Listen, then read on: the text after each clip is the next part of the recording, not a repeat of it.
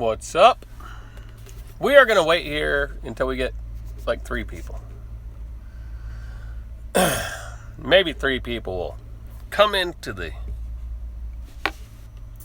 forum here, the classroom. This is extra credit. This is free. Extra credit. What's up, Gear Grabber? What did I title this? I even forgot what I titled this. Deadhead. Right? Deadhead.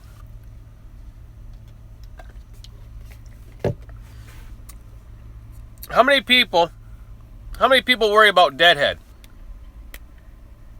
How many people worry about Deadhead? Especially on the Snyder Choice Board, right? I ran into so many people that only did a 50-mile search or a 100-mile search. They said they wouldn't Deadhead. They would rather pick up a load right where they're at, drop and hook, and roll on and not Deadhead because they think they're saving money when they don't Deadhead. It's not true. It's not true. Does everybody think Deadhead's bad in trucking? What's up, Outlaw? Welcome aboard. New house. Josh. Jeff. Mike A. Lost. Alan. Jimmy. Brandon. Mohammed. Gear Grabber. Everybody. If I missed your name, sorry. I'm scrolling through. TK. Now, who thinks, Josh, you included in the rate, right? Deadhead is not your enemy, right? Deadhead's not your enemy in trucking. Deadhead could be your friend. Here's an example. When I was over at Schneider National on the choice board, and I was helping guys out, right? We had a gentleman from California. He did his orientation in Charlotte. They sent him up to Southern PA to get an empty. Northern Virginia, Southern PA to get an empty. He wanted to get back to California. Well, on that board, to get to California, you have to go usually to Texas and then to California. So he thought Deadhead was bad, right? And they taught this, right? They said, you don't want to Deadhead a lot, that's bad. Here's the difference. He had a load, right, that he called me on that he was going to click the button. Good thing he didn't click the button. All right. The load went something like this. It was 1,000 miles. It went from Virginia to Dallas. Right? Went from Virginia to Dallas. 1,000-mile load. 1,000 miles. It paid $1.30 a mile. $1,300. The Deadhead was 35 miles from where he was. Okay? Now, he was going to take that load. He thought that was a good load to get him where he needed to go. I did a 250-mile search around where he was at. This is what I found. His route he would have had to take was 81 south to 40 west. This is key, right? Because he picks this up in Tennessee. Right? Coming out of Virginia, you're going to pick that up in Tennessee. Hit 40, 30, right? So I found him a load. Here's 81. Here's 40, right? It comes down and boom. Right here at the junction, I found him a load in that town. It was 200-mile Deadhead. Deadhead of 200 miles. This is his load he wanted to pick.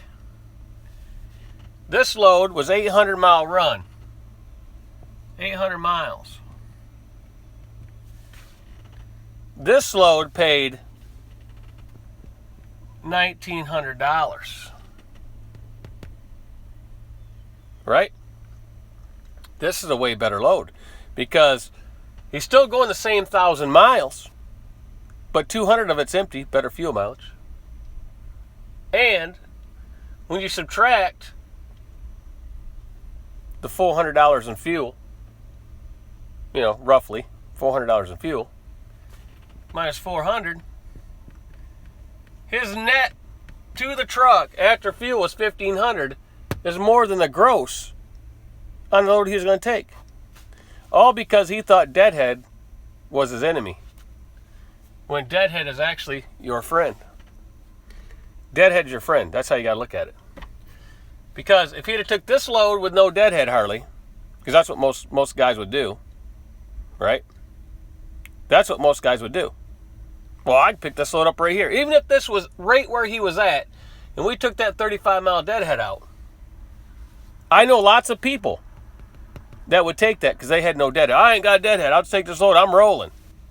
Deadhead 200 miles, end up with more money after fuel than you even grossed. Makes no business sense, but there's a lot of drivers that do this because they're taught Deadhead is their enemy and not their friend, when really it is your friend. So that's one example. All right, that's one example.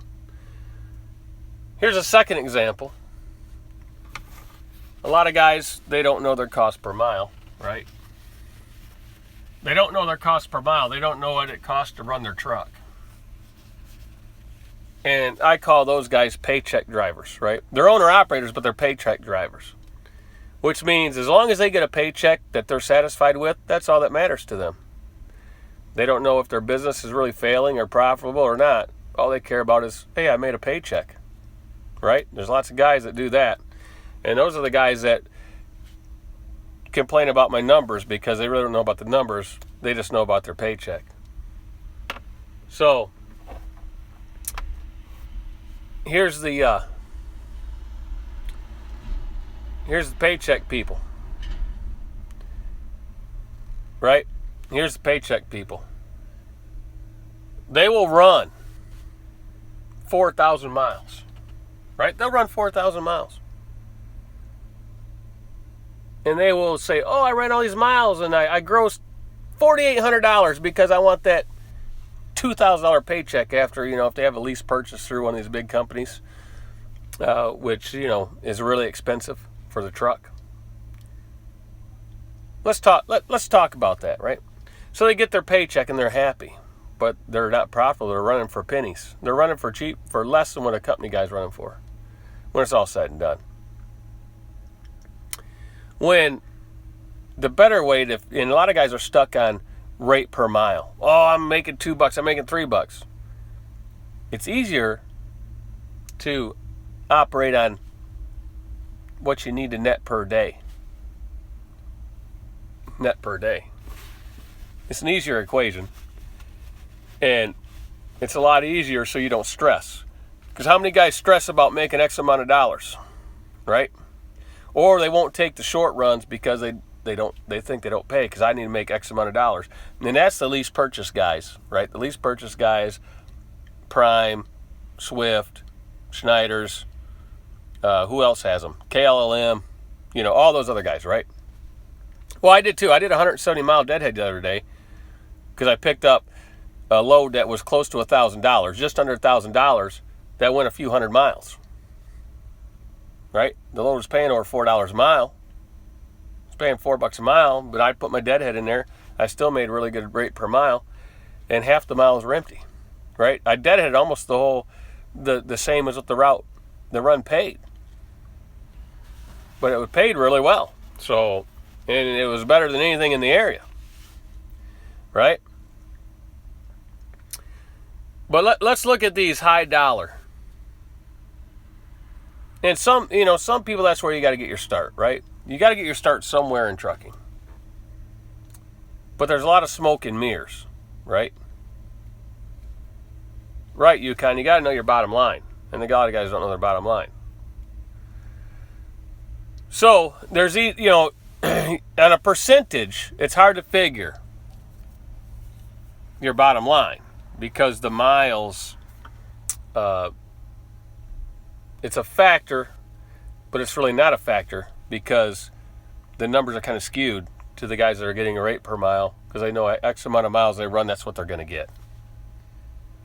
So we're gonna base it on that to show these lease purchase guys if they don't know how to figure out what that truck is actually costing per mile, And then it'll open up their eyes if they're at a company like the Creets and Swifts of the world that pay $1, something under $1 a mile plus fuel surcharge and things like that, right?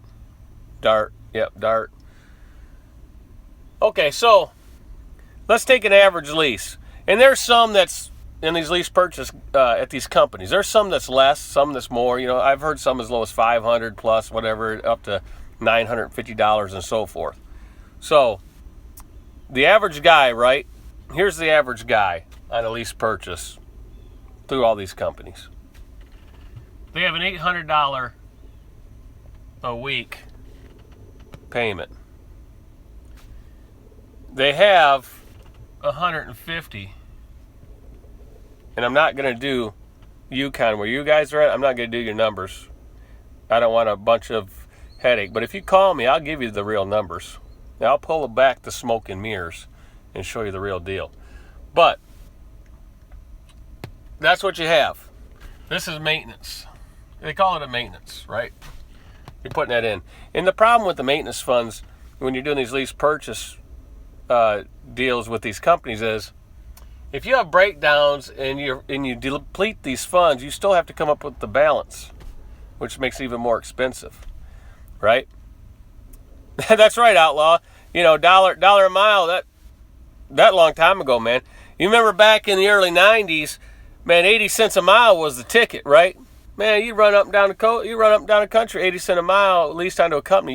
We thought we were making money. But of course, diesel was only 90 cents, 85, 90 cents back then.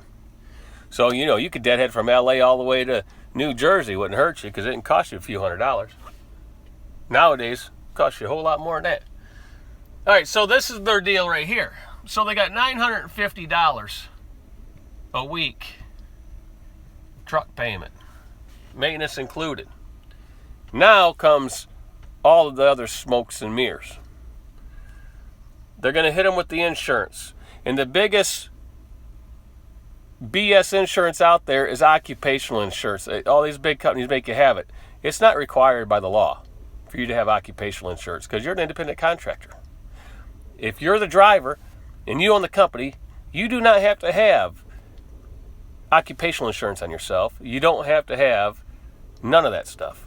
But they make you have it. Why? Because they're probably getting a kickback. Right? There's a reason why they make you have it. They're probably getting some type of a kickback. So the average cost of the insurance, they're going to make you have bobtail insurance too. So with the bobtail insurance and the occupational insurance and all that, that's going to run you about $300 a week onto this payment. So the average is $1,250 a week. Some are more, some are less. But this is just the tractor. This ain't trailer included or nothing in these lease purchases. This is just a tractor at most of these companies. $1,250 a week.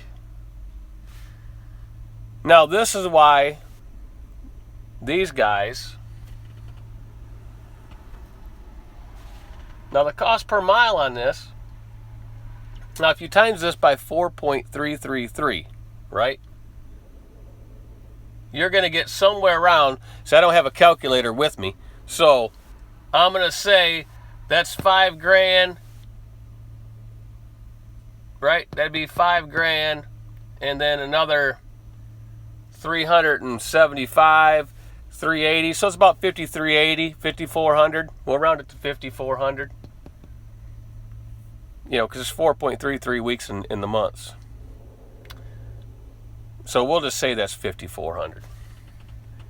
So they're at 5,400 a month. Now, easy calculation, because this is going to go up and down depending on the miles, percentage pay, and all that. But we're going to say 10,000 miles a month is what these guys are going to drive. The more you drive, a little less on the cost per mile on this. You do the math. So you divide that by 10,000, it's 54 cents per mile for that truck. Now, if they get 7 miles a gallon, and diesel is, well, it's high now, right? High now because of hurricanes. $2.40 a gallon, right?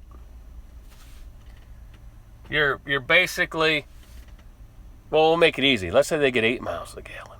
We'll give them a real good deal. So 8 into 240, right, is 30 cents a mile. Plus 30 cents a mile for fuel. They're at 84 cents per mile for just their operating cost. 84 cents. Now, if they get less per mile, right, that'd be about 34 cents or so at 7 miles a gallon. If they get 7, if they get 6, then they're really bumming, right? You know, if they get 6, then that's 40 cents. So you see, with 6 would take this to 94. It's 10-cent difference between 6 and 8 and the cost per mile, right? All right, 13 Bull, we'll see you. We'll see you. So just that 2 miles per gallon is 10 cents per mile operating cost. It's a big deal. That's why the fuel, your miles per gallon is a big deal. That's a 10-cent difference per mile on the cost. But we're going to say they got this, 84 cents. That doesn't include none of their house bills.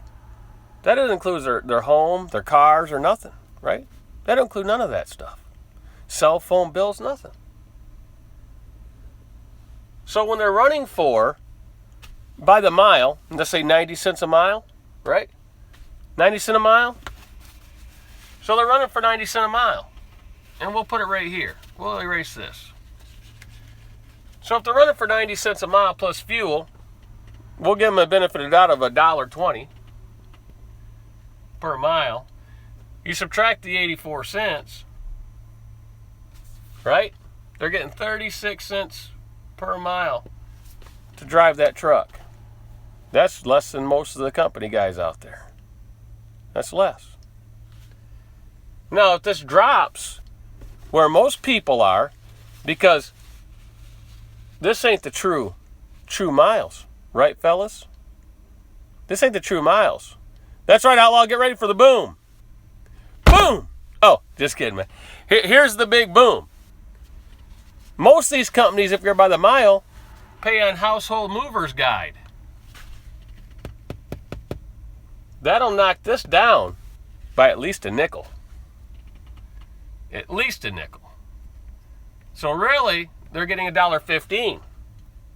So really, they're at 31 cents a mile. They're at 31 cents a mile. Pay on the mileage program, but they think they're making good money at that. When the company guy making 40 cents a mile when it's all said and done. Right. And if they don't have a spouse that works and has medical insurance, they have no medical insurance. And if they had to put that in there, then they're probably down, they'll be crying.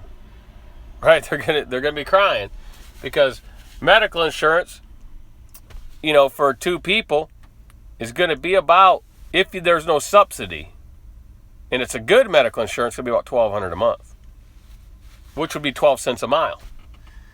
Medical, if you provide it for yourself, is going to run you about 12 cents a mile.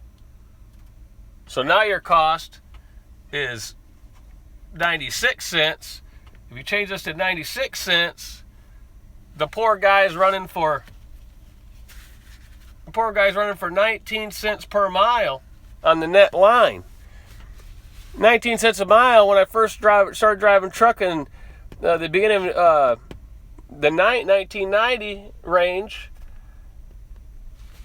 we were getting more than that. We were starting at man, this is a long ways back, dude. You guys I got gray hair. See, I think this one's when I started trucking. This one right here, and I think we were getting back then like 23 cents a mile plus 3 cents a mile for per diem, plus after you're there for 90 days, you got another 3 cents a mile. So within 90 days, we were at 29 cents a mile.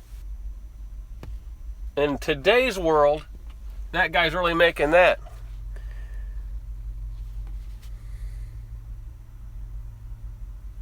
That's the true story. If they're doing this. But if they're doing this, they're going to get a subsidy on that medical because they're not making, their actual taxable income is probably going to be around $15,000. If they do all these deductions and everything. So they'll get the subsidy, and that would take the $1,200 down to about $500.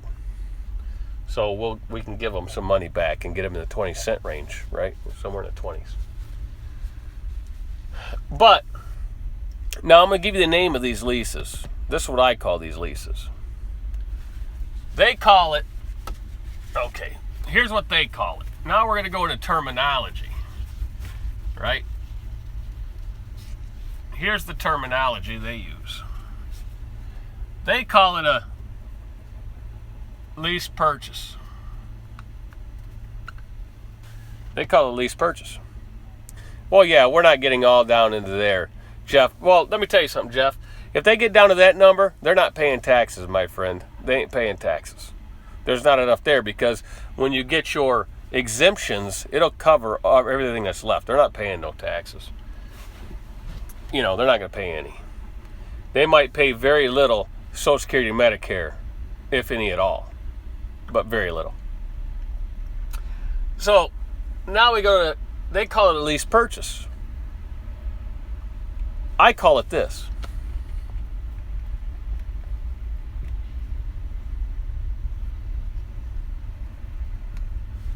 I call it a capture lease. Because once you're in it, it's hard to get out of it. Right? Once you're in it, it's hard to get out of it. And this is why. If it's a 3-year deal with a $60,000 to $65,000 buyout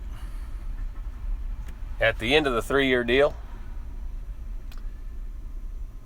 these trucks are company spec trucks, which means in 3 years the guys are running 130, 150,000 miles in these trucks. There's 450,000 miles on these company spec trucks.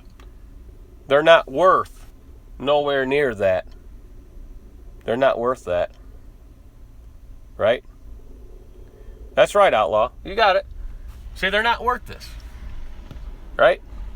If you take a company spec truck after 3 years with almost 500,000 miles on it, the truck's on the dealership lots for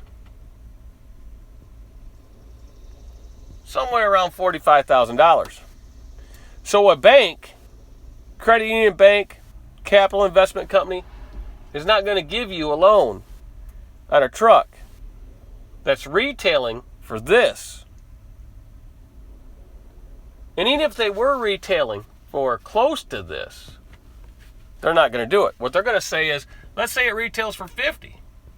They're going to say, well, you got to give us 10 grand and we'll loan you the rest of the money for that truck. You got to give us 10 grand down because they're not going to loan more than what it's worth, but they're going to want to be below this number. So they're going to want $15,000 down to protect their investment because it's a depreciating asset, right? And the guys don't have the money to do that. So that's why it's a capture lease, because this is what happens.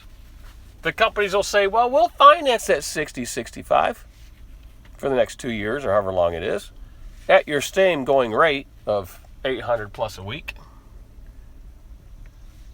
with that huge interest rate built into there. They got you captured. Can't do nothing. You got to deal with them only. Or you can trade up. You can trade in. Well, most guys take the trade in. They captured you. They got you again because you can't get out. The only way out is to pay the penalty. You got to pay the penalty to get out. Right? Jeff, you got to pay the penalty. What is the penalty? Well, this is the penalty. You got to read the bottom line. So you got to read those contracts before you sign them. And a lot of the penalty is a percent of payments left. It's a percent of the payments left. That's the penalty. And the penalty is going to be, right, Harold, right, where you're at, where that is, it's going to be this. It's going to be between $5,000 and $7,000. That's going to be the penalty, somewhere in there. Because it is usually always $5,000. But that's before any damage, repairs, reconditioning, and a reposition fee.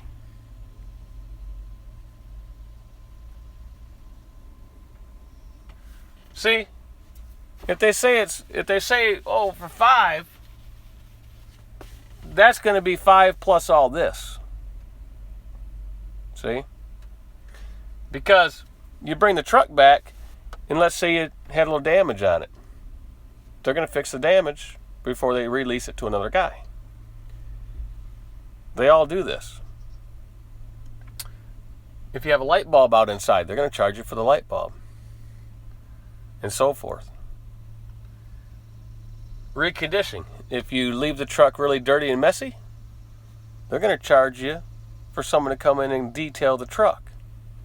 Reposition fee, they're going to charge you somewhere around $1,500 to take the truck where they want. You know, whether you take it there or not, they're going to charge you this reposition fee.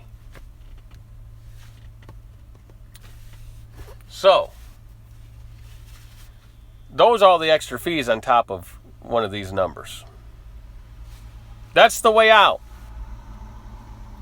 You need $5,000 to $7,000 to get out.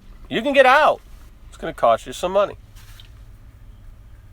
But that's why they say it's lease purchase. Yeah, reposition fee, Britt. That means, all right. Now I have some people on here that probably have turned in a lease purchase early. They're going to charge you a reposition fee whether you take it to the terminal where you bought it at or not. It's in the contract. Reposition fee. That means they're going to reposition it to where they want it to sell it to the next guy. They're going to charge you for them to take it to where they want to sell it. You're going to pay for that. It's in the contract. So, that's what they charge. It's in there. It's in the contracts. Right? That's what they do. So it's very costly to get out, right? Very costly to get out. But you can get out. Hey, Craig. Appreciate the super chat. Jimmy, thanks for the super chat, buddy. I appreciate it. But this is how to get out of one. This is the only way out of one. Now, there's some things here. Contact a lawyer, because they're going to charge you that reposition fee whether you drop that truck off or not. But this is where you want to contact a lawyer, right? This is where you want to contact a lawyer.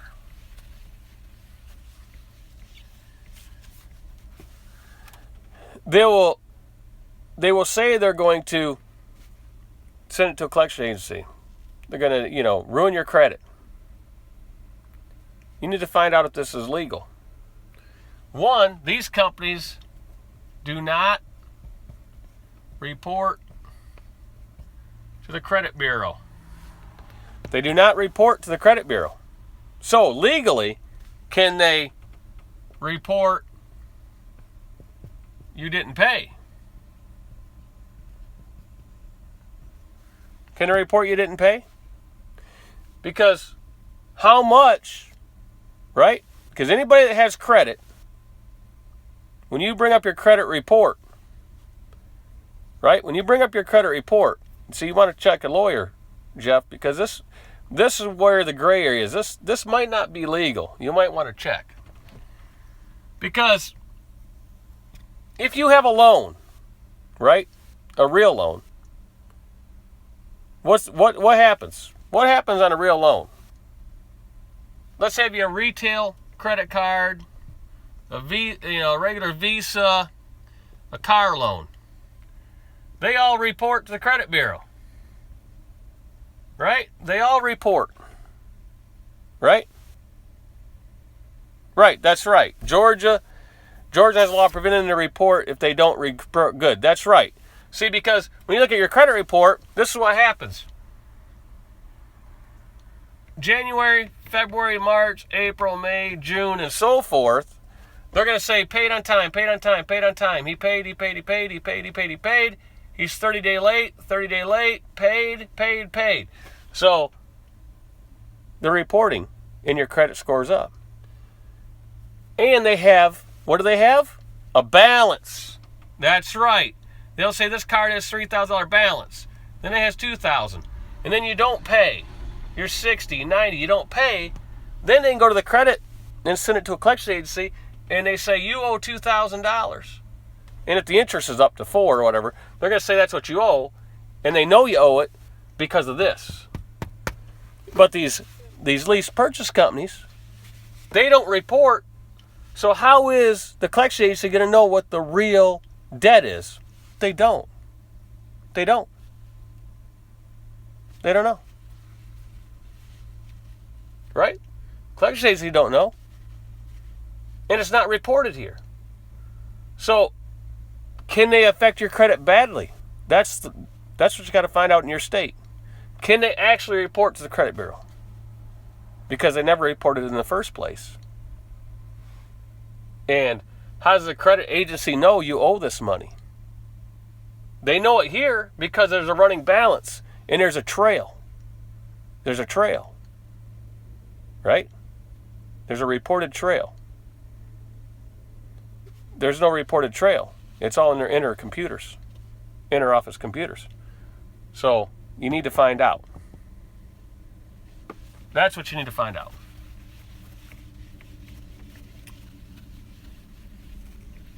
That's what you need to find out, my friends, because if you're in a state where they can't report, and they report, you got them.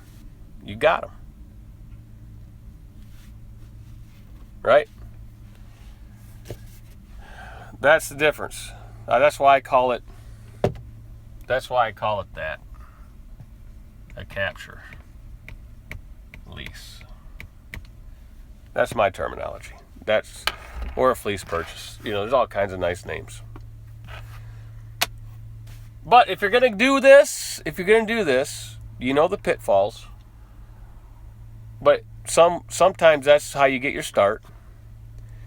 But before you do it, please, everybody, do this. Read contract. Or pay a lawyer a few dollars to read it and tell you your ins and outs. And then he'll also tell you if you drop the truck off and give it back, if they can report on your credit or not. It's worth paying a lawyer $100, $60 for a half-hour session. What do they charge for a half-hour session? Because it won't take longer than that. If it takes an hour, it's money well spent.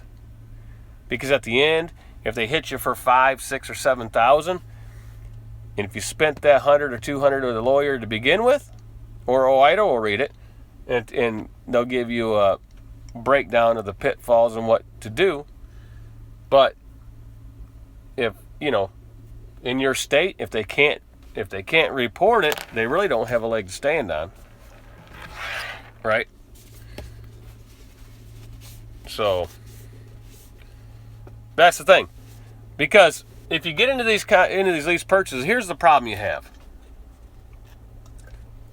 Here's your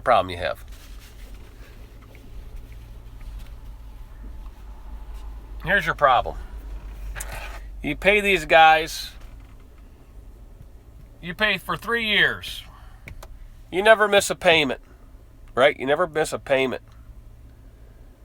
You go to buy your truck. You go to the dealer to buy a truck. The dealer says you're a first-time buyer. You know why? They don't count this.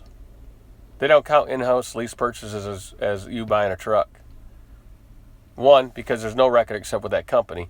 Now, you can give them the record, they can call, and some dealers will sell you the truck based on that, right? If it's, if it's Daimler, Chrysler Financing, PACCAR, International, or whatever. But a lot of them will say you're a first-time buyer, and they'll want more money down, and so forth and so forth. Or they'll tell you can't buy a new truck. We'll give you enough money for this used truck because you're a first-time buyer, and so forth. Even though you've been paying for 3 years.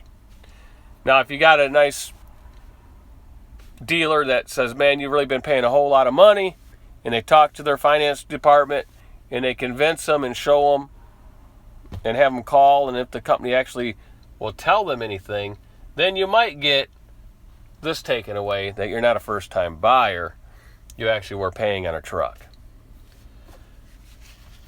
That's the pitfalls. Because there's no credit history here on your credit report. There's no credit history. So, that's a pitfall. Just a little rant this morning. Because I'm sitting here, I showed up here 3 hours early before my load time, just to park.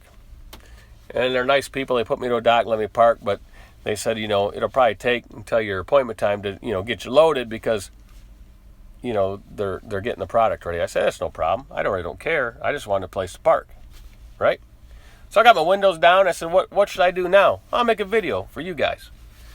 And I talked to a lot of people yesterday about this lease purchase deal. They were talking about it. And we talked about used trucks and so forth, all kinds of stuff, new, used, everything. And see, that's what people don't understand about me. When you call me and we talk about it, I look at your whole business operation and where you want to head to in the future. And then we look at all the different scenarios and how much. And I get personal now. If you call me, if you go to my website, okay, and there's people on here that's called me. I think Merrick's here, right? There's people on here that's called me. You go to my website, liketrucking.com, and if you want a consultation, you click on it.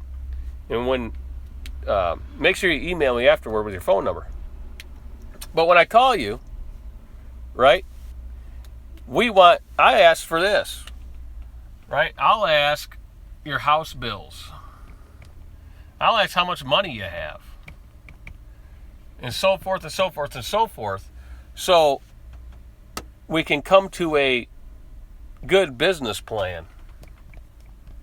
Right? Business plan to get you to where you need to be. That might be a lease. It might be a used truck. It might be a new truck. It might be a full maintenance lease truck. I look at all these different avenues to get you to your business plan, or where you want to be within like 5-year period. See, because this truck could be good for some people. This truck could be good for some people. This truck could be good. This truck could be good. It all depends on all this. Your finances at home, what you have to work with. And then we go to this. See, that's why everybody thinks I'm set on this right here. Full maintenance lease. Everybody thinks I'm set on that. I'm not. I look at everybody's different. This works for my business model. This could work for somebody's business model, like this one and this one. But I just show the different numbers for all this stuff because some people can't get a full maintenance lease. People know. People on here have tried to get this. They're hard to get. Some people get them, some people can't. Then you go to the other step, right? Do you get a new truck? Well, where do you buy that new truck? Some of my friends, I talked to them, they went to Lone Mountain and got the truck. Some of them went to the dealer and got the truck, right? The used truck. Some of them paid cash for a used truck. Some of them went to Arrow. Some of them went to the mom and pop dealership on the corner. And then some went and did a lease purchase deal, right? And this is what I tell them about this. Here's the key. Everybody follow. And everybody that went to where I used to work or have my truck on with, lease purchase deal.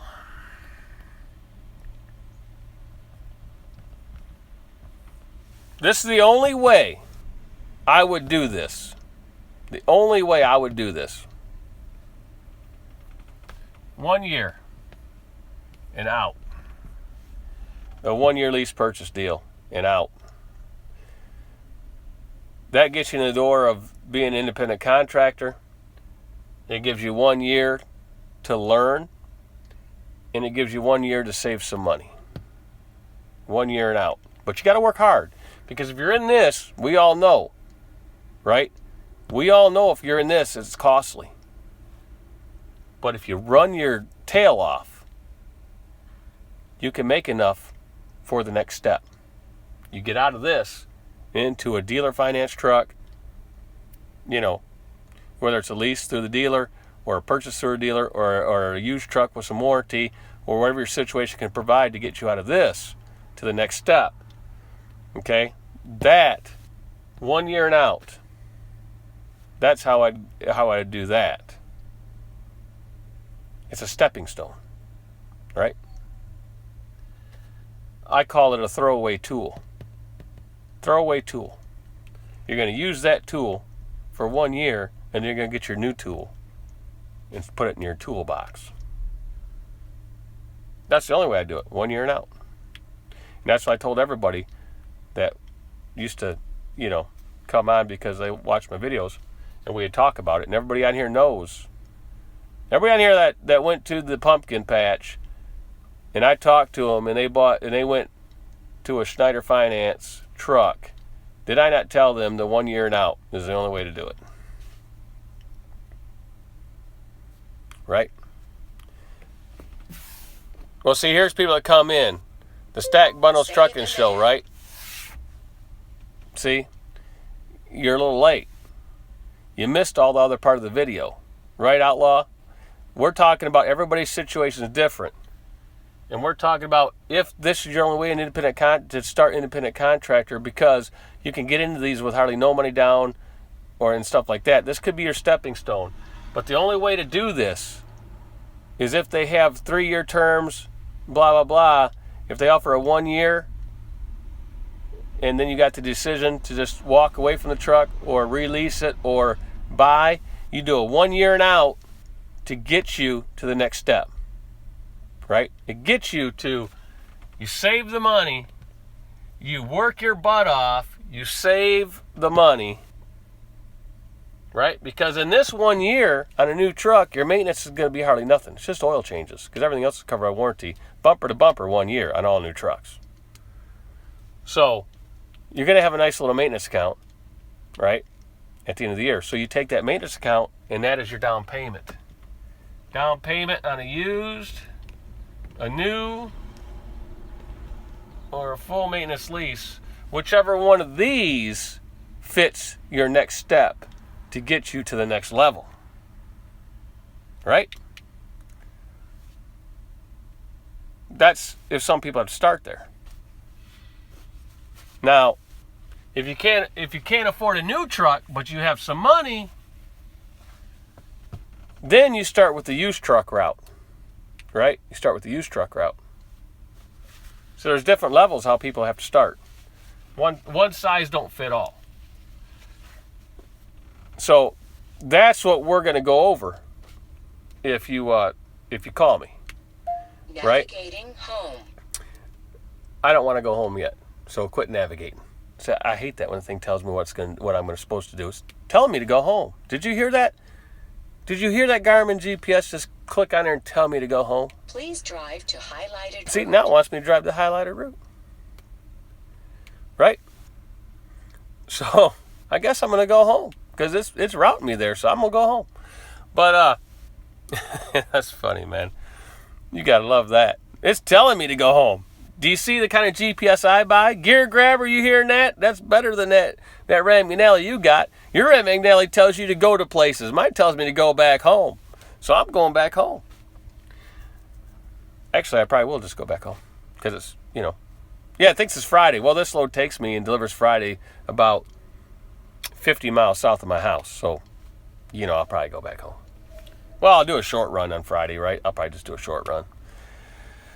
But if you do that and you call me, we talk, we're going to go over all that. So be ready, because I need to know your situation to be able to, so we can make a business plan to get you to the next step to where you want to be.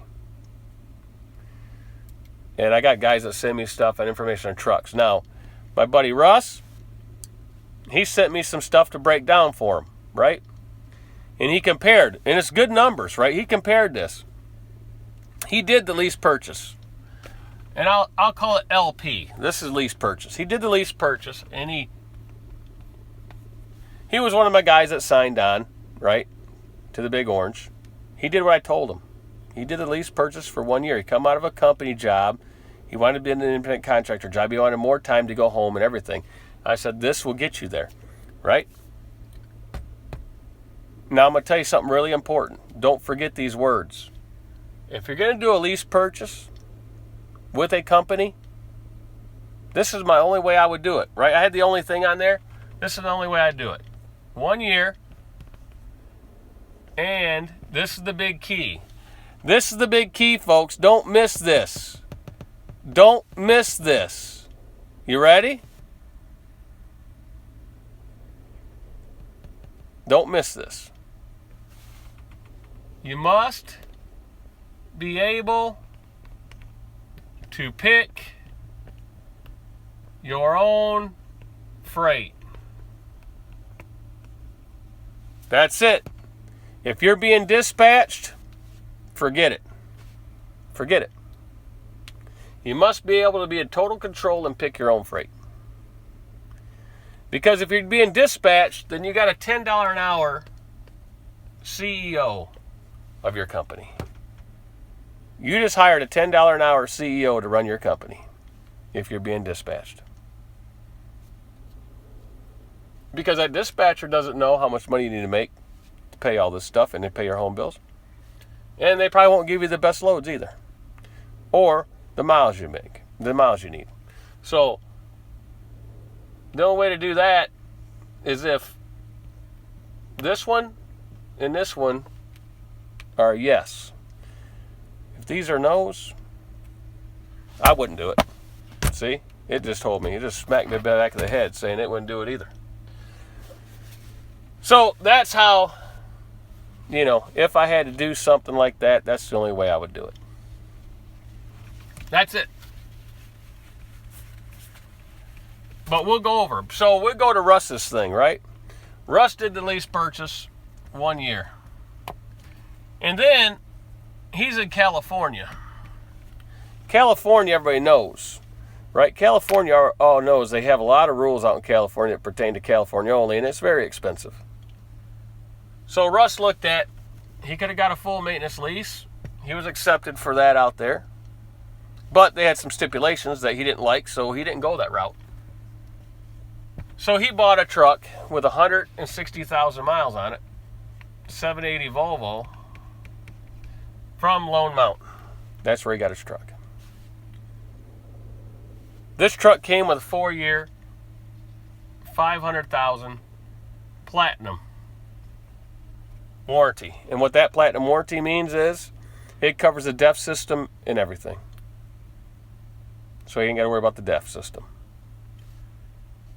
His truck payment, I got all of his numbers. I read the email. I haven't, he had it all down in a spreadsheet. Really good. Russ, if you're watching, excellent profit and loss statement you sent me. Excellent. And he asked how he did against the Schneider finance truck. Well, here's what it came down to. That truck cost him, I should have wrote these numbers down, but we all know what it is. It was $50-some-odd thousand for the 1 year. And,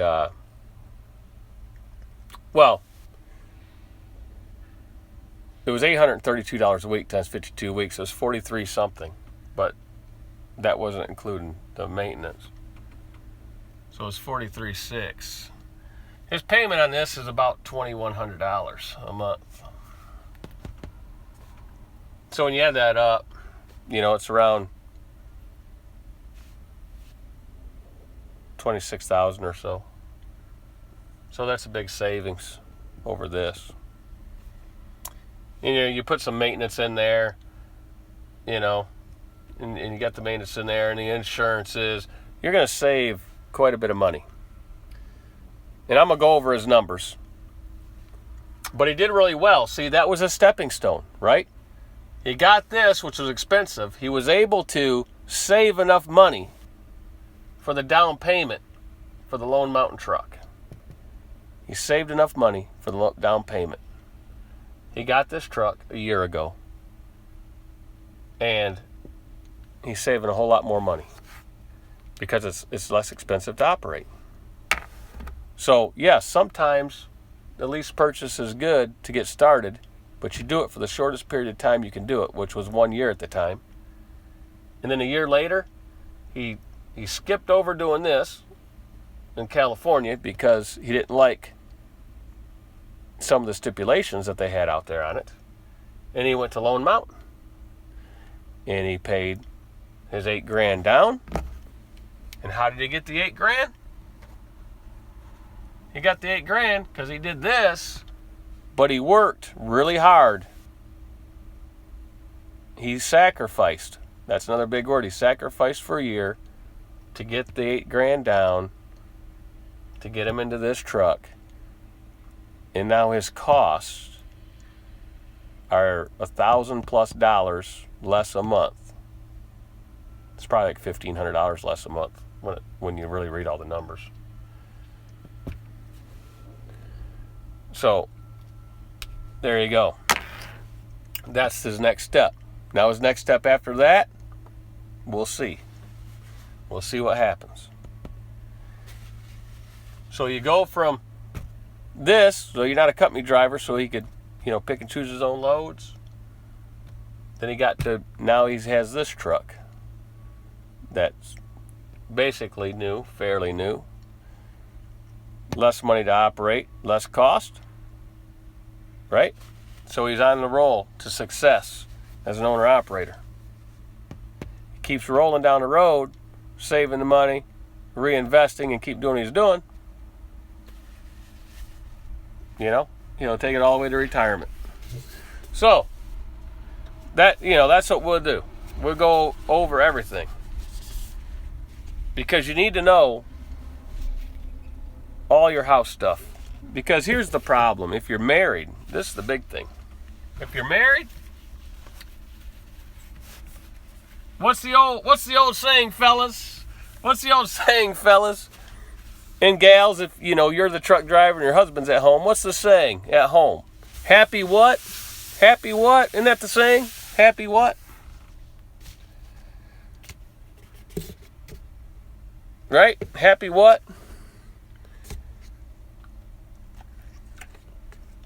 Happy wife, happy life. That's right. Right? G Daddy, man, I tell you what. She gonna light you up, G Daddy. Gonna light you up. Yep, happy wife, happy life. So, we talk about that too. Is the spouse, if you're married and you're not single, is the spouse on board for you to go to these levels? Because you need the support at home, right? You need the support at home. So, you got to be on the same page, or it's not going to work. Because if you have ups and downs, they got to be ready to realize, that part of the business. So, get the approval, especially if you're a company driver, before you take these steps. If you have a family, if you're a family person, everybody got to be on board. Because if you have difficulty at the house, your job out here is going to be really difficult, and you're going to make some bad decisions. And both parties have to realize sacrifice. To get to where you want to be in business, you might have to sacrifice. And in trucking, sacrifice is what? It's home time, right? That's all we sacrifice in trucking is home time. Because we're away from the house. That's all we sacrifice. We sacrifice home time. So are you willing to sacrifice home time to get your business where it needs to be? If you're not, you might as well drive a day cab and be home every night and be satisfied with that hourly wage and being home every night and staying with the family. Right? There's nothing wrong with that. There's nothing wrong with that.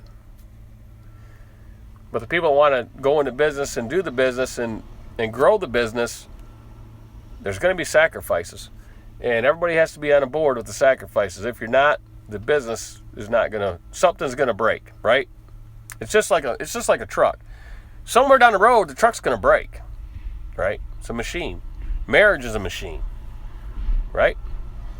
So if you get down the road in business, you got to sacrifice, but the marriage machine doesn't want the sacrifice.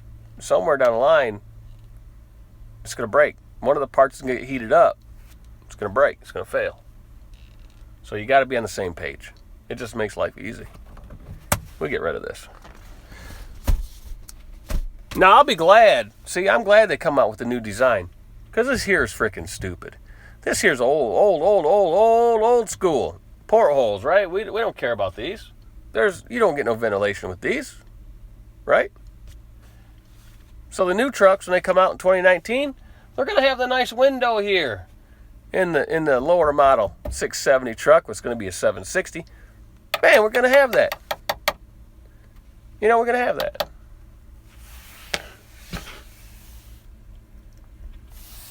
That's right, Outlaw. Yep. Yep.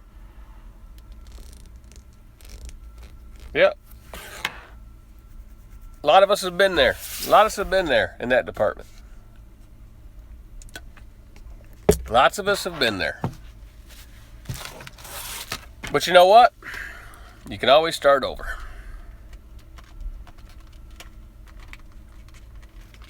Big Iron Classic. Morning, everybody. Okay, we're gonna end the video here at about 60-minute mark. Yeah, Butch. I mean, I have a chainsaw at home. I thought about just cutting it right out there and install my own window. But this truck, I've had it for 3 years, and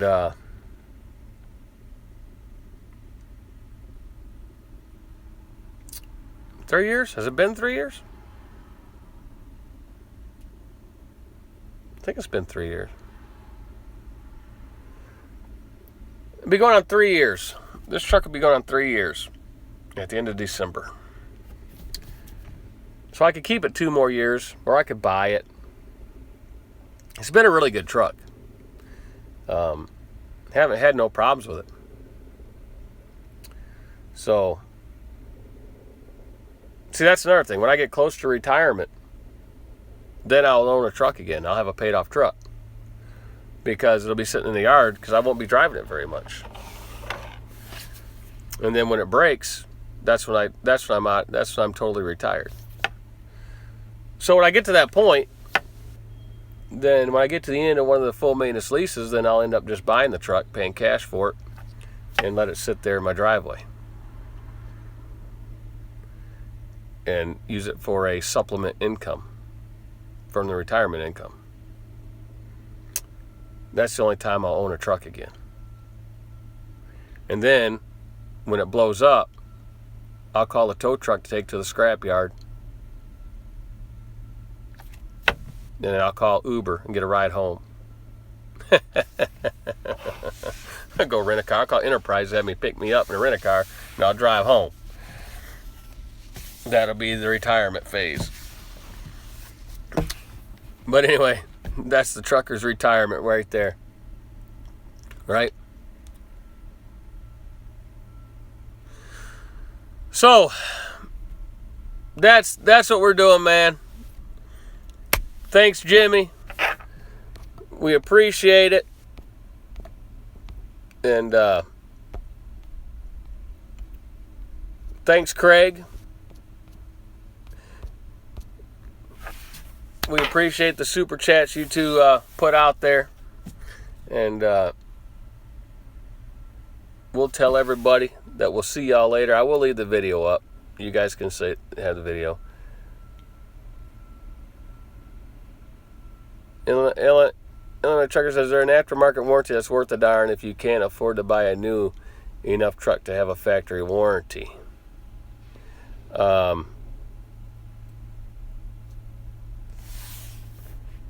Not really. Not really. See, there's aftermarket warranties. Anybody that's ever bought an aftermarket warranty, for their car and stuff, to me, it's like snake oil. They're like snake oil salesmen. Because there's so many gaps and holes in aftermarket warranties that's not from the manufacturer that gets them out of warranty in the vehicle, right? Because most aftermarket warranties are going to cover, they're going to say the major components, right? They're going to say it covers the pistons, the rings, the crankshaft, the bearings, and that, right? It's not going to cover the injectors or the turbo. See, here's the problem. If an injector goes or a turbo goes and the parts of the turbo go into the motor and it blows the motor up, guess what? That extended warranty from somebody else, aftermarket warranty, guess what happens? They don't cover it because they say it's caused by another part that's not warranted. It wasn't what they cover that caused the problem. It was another part that caused the problem, right? So yeah, you're better off having a good maintenance fund because the aftermarket warranties are really expensive. They're not cheap. And if you read what they cover, read the fine print. Read the fine print. It's in there. The warranty does not cover nothing if there's abuse. You ran the engine too low on oil, so forth, so forth, so forth. Caused by neglect, another part, right? So there's lots of outs. There's a lot of outs in those warranties. And, if you have to take it to certain repair shops, right? When you turn 55. Well, Outlaw, that's why I'm doing it, man. I'm in my 50s, right? I'm not turning wrenches no more, man. Back in the 90s, in early 2000s, when I owned my trucks, I'd pull them up to the barn, and I'd get out the air tools, and I'd take it apart, right? Back in the old days, you could replace turbos, because they weren't electronic. You didn't have to do nothing. You didn't have to go in there and reprogram the motors. So, I'd cut off all my own exhaust, put new exhaust on, did my own thermostats, all that stuff. I'd be wrenching on them things like crazy. And I just got too old for that. And I just didn't want the headache anymore. So, and plus the numbers come out good, right? The numbers come out good.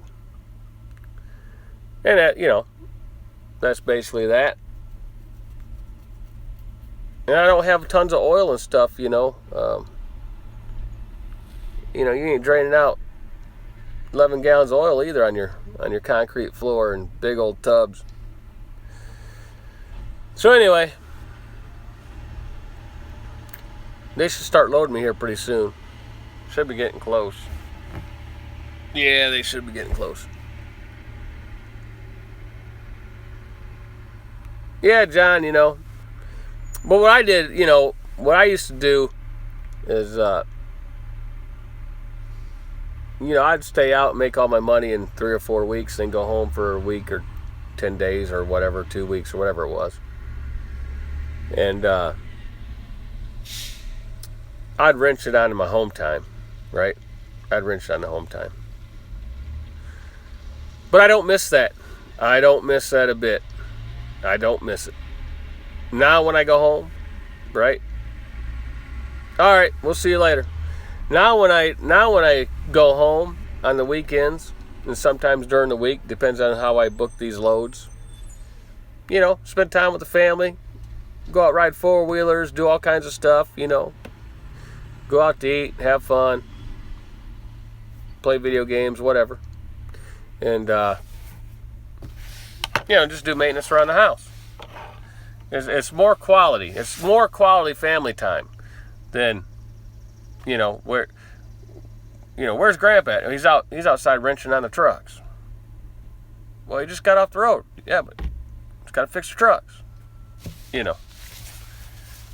So you're still working, right? You're still working because you're still working. The truck's involved, right? When the truck's involved, you're working. You're still working. So doing the full maintenance lease for me in my business situation, how I'm running the business and everything, is a great fit. Because when I go home, I got all home time. I don't have to worry about nothing, right? If something's wrong with the truck, I just drop it off the dealer. Tell them I need it back for Monday morning. They fix it. It's sitting there waiting for me. And bam, there I go, right? Yeah, John, man, you should see the garden now, buddy. Whew. Man, we got so many jalapenos. You know, I guess she's canning now. But there's so many tomatoes and stuff, so canning tomato sauce, all that, peppers. You know, we must have 30 or 40 green peppers out there getting ready to be picked. Squash, all different types of squashes and all kinds of stuff, man. All kinds of stuff.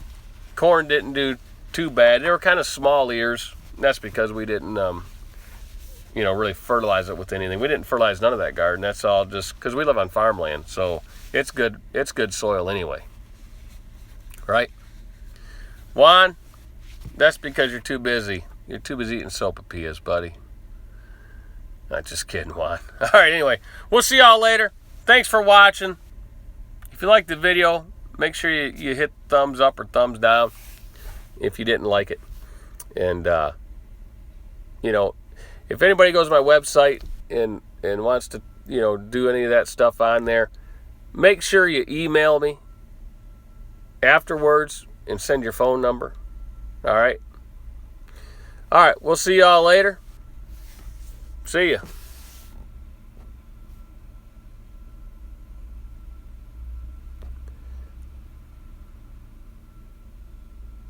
Anyway, you can get a hold of the guy that hauls containers in Illinois.